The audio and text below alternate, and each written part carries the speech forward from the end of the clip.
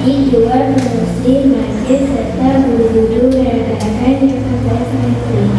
Pada pagi ini saya ingin menyampaikan sebuah cerita yang boleh dijadikan pelajaran bagi tersebut. Cerita saya bertajuk Anak Ikan yang Suka Menghibur. Di sebuah lautan terdapat seekor anak ikan yang nakal. Ia bernama Tony. Tony tidak sukai rakan-rakannya kerana ia suka menipu dan mempermainkan mereka. Ketika ikan-ikan lain sedang bermain, Tony akan menjerit, "Jero, bersembunyi cepat!" Ikan-ikan itu ketakutan lalu lari bersembunyi di celah-celah batu. Tony akan mentertawakan rakan-rakannya itu. Ikan-ikan kecil amat takut Jero. Jero yang galak itu akan makan kapal barang kasihan. Sebab itulah mereka akan lari ketakutan apabila Tony menjerit, Jero, bersembunyi cepat!" Ikan-ikan itu ketakutan lalu lari bersembunyi di celah-celah batu. Ikan-ikan kecil itu mempercayai Tony walaupun mereka selalu tertipu dengan hela Tony. Pada satu hari, Tony menghampiri rakan-rakannya itu. Ia ingin mempermainkan mereka seperti biasa. Tiba-tiba muncul seekor jero menghampiri mereka. Namun Tony tidak menyertai kehadiran jero itu. Jero, bersembunyi cepat!" jerit ikan-ikan kecil itu. Ikan-ikan kecil itu lari lalu bersembunyi di celah-celah batu. Tony tidak menghiraukan jeritan rakan-rakannya itu. Ia menyangka mereka coba mempermainkannya. "Baiklah, kamu sudah pernah di sini. Di sini mana ada jero? Tak usah kamu semua mempermainkan aku," jerit Tony. Jero itu berenang menghampiri Tony. Tony tidak sempat melarikan diri. Ia dimakan oleh jero itu. Begitulah kisah ikan yang suka menipu oleh yang kita harus senantiasa bercakap benar dan sama sekali jangan menipu kepada siapa pun kerana ia yang akan makan diri kita sendiri. Sekian dan terima kasih. Selamat sejahtera berikan kepada rakyat pemimpin majlis, para hakim yang bijaksana, guru-guru perkara rakyat. Tajuk cerita saya ialah Anak dengan Buaya. Di dalam sebuah hutan terdapat seekor anak yang cantik. Bulunya lebat dan lembut, giginya tersusun rapi dan putih berseri. Binatang-binatang lain selalu memuji kecantikan gigi anak itu. Lama-kelamaan, anak itu menjadi semakin sombong. Pada suatu hari, anak itu berjalan di tepi sungai lalu ternampak seekor buaya. Anak merasa takut dan tidak berani untuk mendekati buaya itu.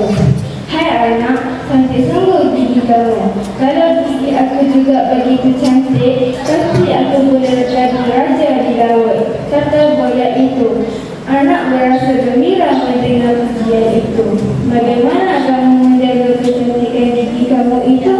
tanya buaya itu sambil tersenyum. Anak pun berkata, "Kamu mesti banyak makan sayur dan jangan makan daging." Kemudian buaya menganga mulutnya. "Bolehkah kamu tolong periksa gigiku?" Anak pun menghampiri buaya untuk memeriksa giginya. Tanpa berlengah, buaya terus menutup mulutnya lalu menelan anak itu. Tamatlah riwayat anak yang bergigi cantik tapi pendek akal itu. Kawan-kawan, janganlah kita sesekali percaya dan terima kata-kata pujian orang asing. Sekian, terima kasih. Nanti umadi tua, pengerusi tua, guru besar, guru-guru, daratan-daratan sekalian.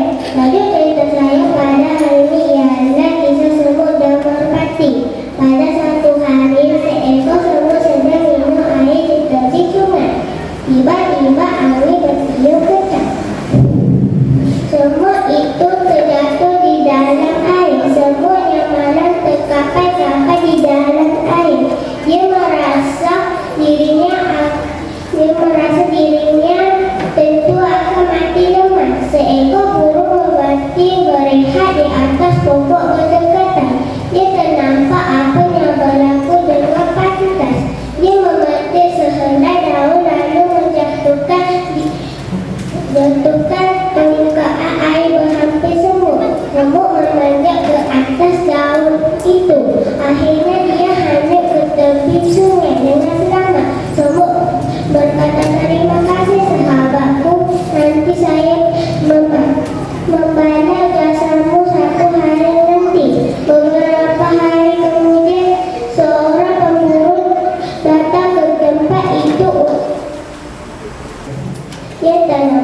burung merpati itu berleha di atas pokok. Dia mengeluarkan busur dan anak panahnya mengarah burung merpati itu. Semua ternampak segalanya. Dia teringat burung merpati itu pernah menolongnya dengan pantas. Dia menggigit kaki pemburu itu. Dia melompat kesakitan. Dan anak panahnya pun terlepas sasaran. Apabila terdengar jeritan, burung merpati pun terbang pergi. Terima kasih semua, kata burung merpati. Kali ini kamu pernah menolong saya. Oleh itu kawan-kawan kita haruslah saling bantu-membantu jika berada dalam kesusahan. Sekian, terima kasih.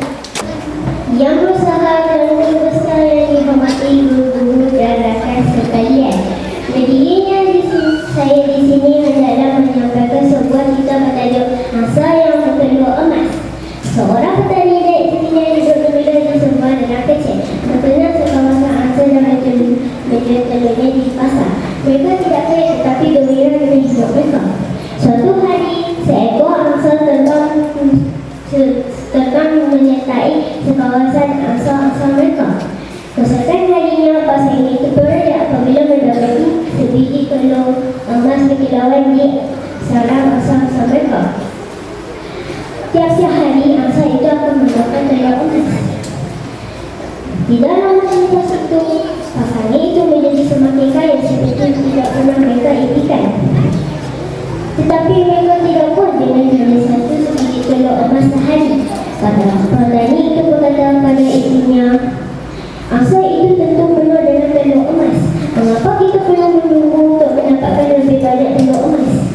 Jika kita membelah badannya, setuju istrinya, kita boleh mendapatkan semua telur emas itu sekaligus. Oleh itu, pasangan itu membunuh angsa itu. Pasangan itu beranjak apabila mendapati angsa itu sama sahaja seperti angsa-angsa yang lain. Yang lebih penting lagi, mereka tidak akan memperolehi telur emas lagi. Pelajarannya pula adalah orang sama emas semuanya, tapi berbeza boleh menipu mereka. Sekian, terima kasih. Yang dihormati Tuan Penerusi Majlis serta kepada guru-guru dan rakan-rakan yang saya kasihi. Pada pagi ini, saya ingin menyampaikan sebuah cerita yang boleh dijadikan pelajaran buat kita semua. Cerita saya bertajuk Anak Ikan yang Suka Menipu. Di sebuah lautan, terdapat seekor anak ikan yang nakal. Ia bernama Tony. Tony tidak disenangi rakan-rakannya kerana ia suka menipu dan memain-mainkan mereka. Ketika ikan-ikan lain sedang bermain, Tony akan menjerit, "Jerung, jerung, bersembunyi cepat." Ikan-ikan itu ketakutan dan berlari bersembunyi di sela-sela batu.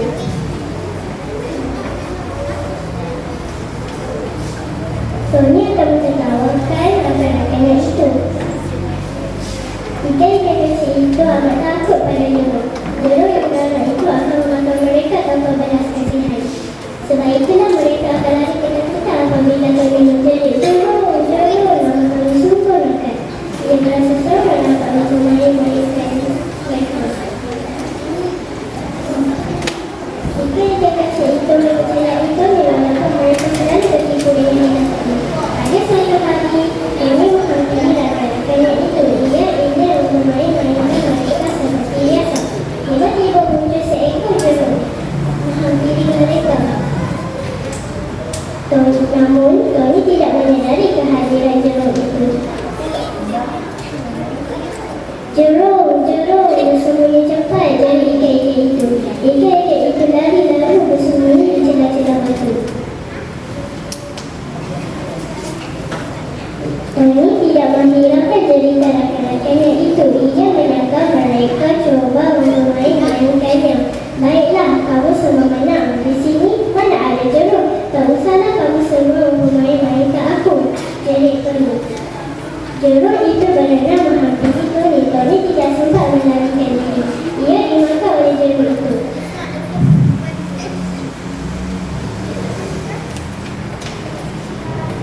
Pengajaran buat cerita ini adalah oleh yang demikian kita haruslah bercakap benar dan sama sekali jangan menipu kepada sesiapa pun kerana ianya akan memakan diri kita sendiri. Sekian, terima kasih.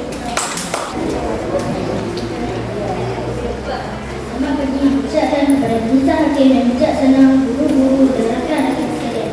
Pada hari ini, saya akan menceritakan sebuah cerita yang bertajuk Semut dan Belalang. Pada zaman dahulu, ada seekor semut. Dia telah bekerja keras sepanjang musim panas untuk mengumpulkan makanan. Dia juga memberikan tiram-tiram dan daun yang telah dikumpulkan selama musim panas. Sang semut telah bekerja keras menyimpan bakalan makanan untuk musim itu. Pada ketika itu, terdapat seekor belalang sangat malas. Dia selalu tidur dan main-main. "Mengapakah kamu tidak mencari makanan?" tanya sang semut. Sang belalang tertawa lalu menjawab, "Kenapa aku besar payah? Makanan kan ada di mana-mana sahaja." Sang belalang menyiriang. Sang semut hanya menggeleng-gelengkan kepalanya. Tidak beberapa lama kemudian, hujan sejuk pun tiba. Sang belalang yang kelaparan datang dan memohon agar sang semut memberikan sedikit makanan untuk dirinya. Ia kelihatan sangat tulus. "Wahai semut, kasihanilah aku sangat lapar. Tolong berikan aku sedikit makanan." Sang semut merasa sungguh kasihan melihat belalang. Dia pun memberikan makanan kepada belalang. "Terima kasih wahai semut. Kamu semua baik hati. Akan aku kerana menertawakan kamu dahulu."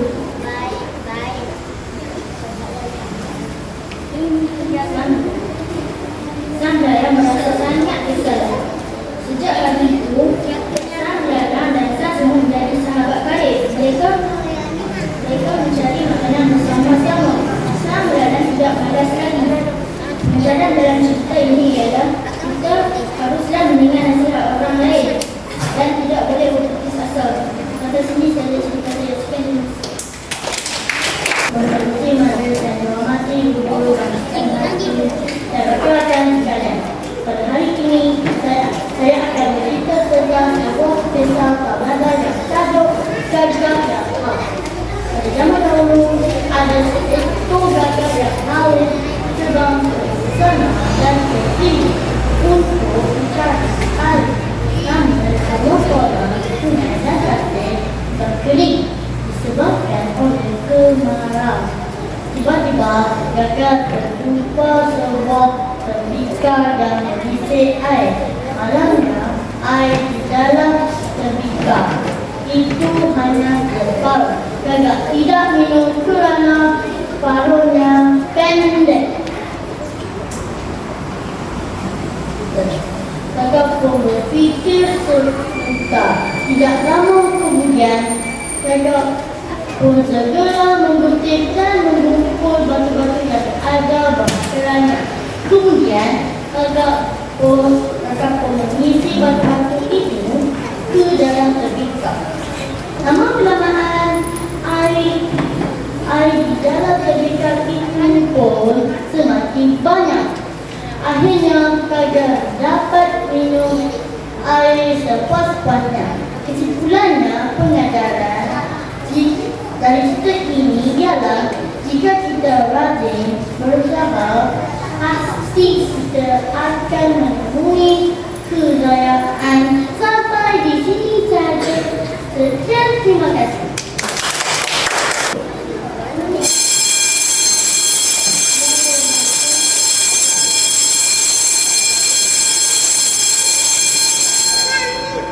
Yang dihormati Tuan Guru Sri Majlis, Tuan Guru Besar Guru-Guru dan rakan sekalian. Tajuk cerita saya pada hari ini ialah kisah semut dan merpati. Pada suatu hari, seekor semut sedang bermain di tepi sungai. Tiba-tiba angin bertiup kencang. Semut itu terjatuh ke dalam sungai. Semut yang malam itu sampai di dalam air. Dia merasa dirinya lega sangat lemas. Seekor burung merpati berada di atas pokok berdekatan. Burung merpati tidak nampak apa yang berlaku. Dengan pantas, dia membetis selai daun lalu menjatuhkannya ke permukaan air mengkira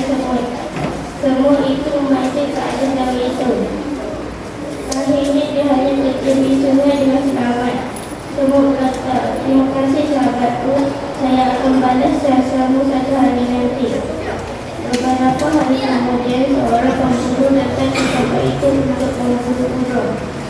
Dia menangkap burung merpati itu berlehat di atas pokok. Dia membuangkan busur dan anak panahnya. Dia mengarahkan busur dan anak panahnya ke arah burung merpati itu. Semua dia nampak keadaannya. Dia terlihat burung merpati itu berlehat. Dengan kakitan, dia berdiri kaki pemburu itu. Dia menampak dan anak panahnya terlepas sasaran. Apabila terlihat pemburu itu, burung merpati itu terbang pergi. Terima kasih semua kata burung merpati itu. Kali ini kamu telah menolong saya.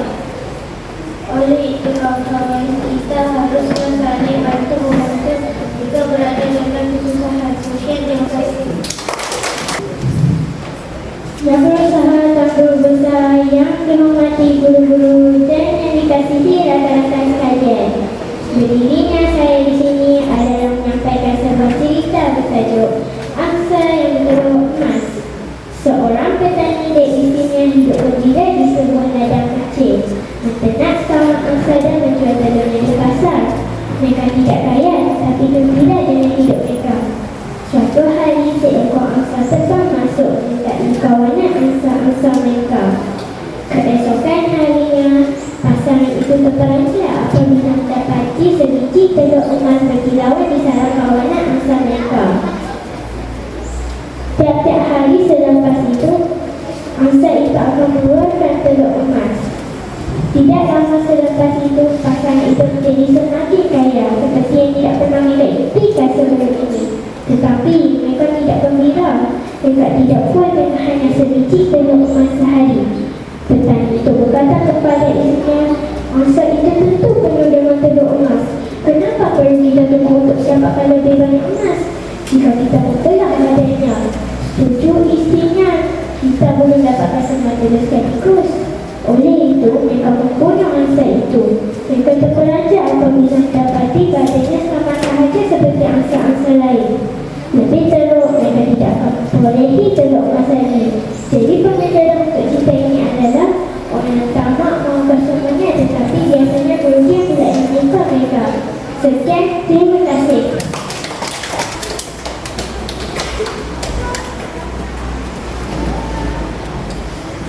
Selamat sejahtera saya ucapkan kepada Ketua Pengerusi Majlis, para hakim dan bijaksana, guru-guru serta rakan-rakan sekalian. Tajuk cerita saya ialah Anak dengan Buaya. Di dalam sebuah hutan terdapat seekor anak yang cantik. Bulunya lebat dan lembut. Giginya usul rapi dan putih berseri. Binatang-binatang lain lalu memuji kecantikan gigi anak itu. Lama-kelamaan, anak itu menjadi semakin sombong. Pada suatu hari, anak itu berjalan di tepi sungai. Lalu ternampak seekor buaya. Anak merasa takut dan tidak berani untuk mendekati buaya itu. Hai anak, cantik sungguh gigi kamu. Kalau gigi aku juga begitu cantik, pasti aku boleh jadi raja di laut. Kata buaya itu. Anak rasa gembira mendengar pujian itu. Bagaimana kamu menjawab kecantikan gigi kamu itu? Tanya buaya sambil tersenyum. Anak berkata, kamu mesti banyak makan sayur dan jangan makan daging. Kemudian buaya menganga mulutnya. Bolehkah kamu tolong periksa gigimu? Anak pun menghampiri buaya untuk memeriksa giginya. Tanpa berdengar, buaya terus menutup mulutnya lalu menelan anak itu. Selamatlah buaya anak yang bergigi cantik tetapi pendek akal itu. Kawan-kawan, janganlah kita sekali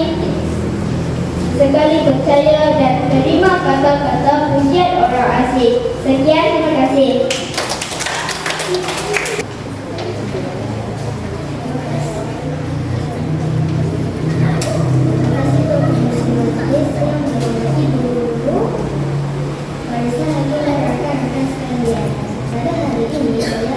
cerita tentang sebuah pisang kawakan yang bertajuk Gagak yang Haus. Pada zaman dahulu ada seekor gagak yang haus serba kesana dan ke sini untuk mencari air. Namun semua kolam, sungai dan tadi sudah kering disebabkan oleh kemarau. Tiba-tiba gagak terjumpa sebuah ketika yang berisi air. Malangnya air di dalam ketika itu hanya separuh. Gagak tidak minum karena karenanya pendek. Gagak pun berfikir sebentar. Tidak lama kemudian gagak dapat berfikiran.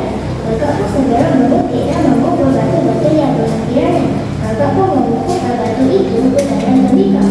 Lama-kelamaan air di dalam tembikar itu semakin banyak. Akhirnya gagak dapat minum air itu sepuas-puasnya.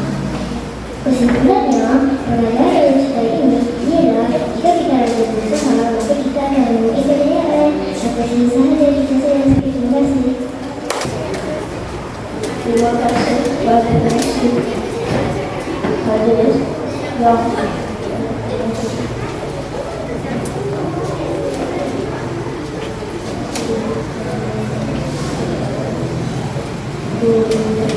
Tulisan Hakim dalam cerita sekian. Pada hari ini saya akan bercerita sebuah dan kawanan yang bertajuk Gagak yang Haus.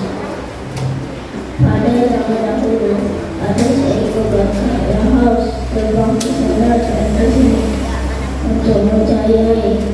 Namun sungai ini tersi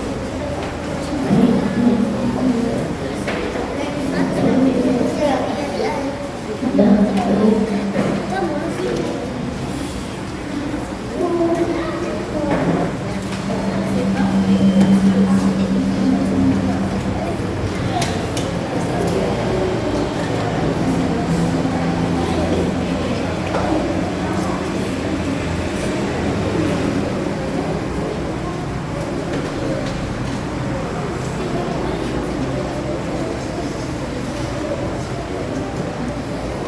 tiba-tiba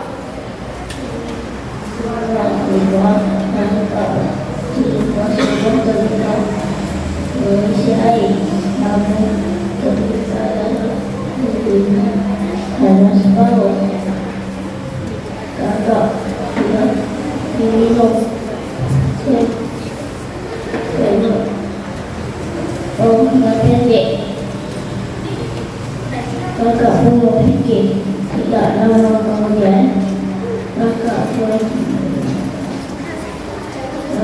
mengutip batu-batu air di mengumpul batu di gagak pun batu dalam hutan itu. Namun air dalam tembikar itu semakin naik. Gagak pun puas-puas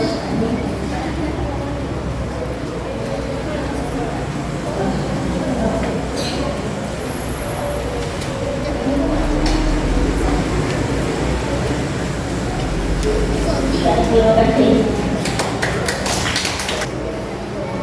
Selamat pagi diucapkan kepada barisan hakim yang bijaksana, guru-guru dan rakan-rakan sekalian. Pada hari ini, saya akan menyampaikan sebuah cerita yang bertajuk Semut dan Belalang. Pada zaman dahulu, ada seekor semut yang telah bekerja keras sepanjang musim panas. Ia juga mengeringkan butiran-butiran gandum yang telah dikumpul sepanjang musim panas. Sang semut bekerja keras menyimpan bekalan makanan untuk musim sejuk. Pada ketika itu terdapat seekor belalang yang sangat malas. Ia sentiasa tidur dan bermain-main. Mengapa kamu tidak mencari makanan? Tanya sang semut. Sang belalang ketawa lalu Kenapa perlu bersusah payah untuk mencari makanan? Makanan kan ada di mana-mana saja. Sang belalang menyanyi riang dan sang semut hanya mengeleng-elengkan kepalanya. Tidak beberapa lama kemudian, musim sejuk pun tiba. Sang belalang yang kelaparan datang dan memohon agar sang semut memberinya sedikit makanan untuk dirinya. Wahai semut,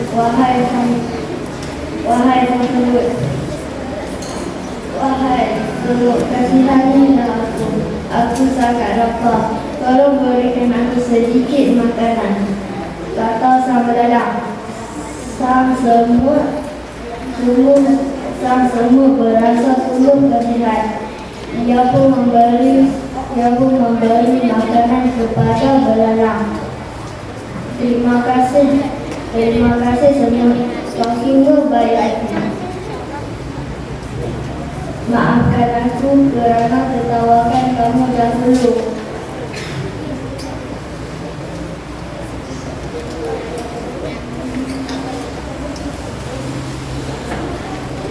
Sang belalang sangat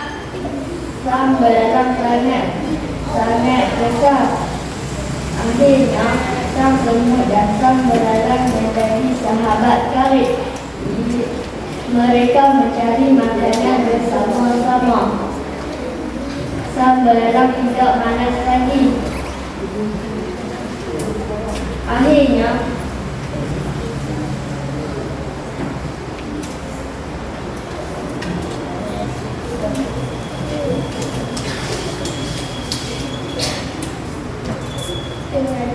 kita harus mendengar nasihat orang lain dan jangan malas untuk berputus asa. Sekian, terima kasih.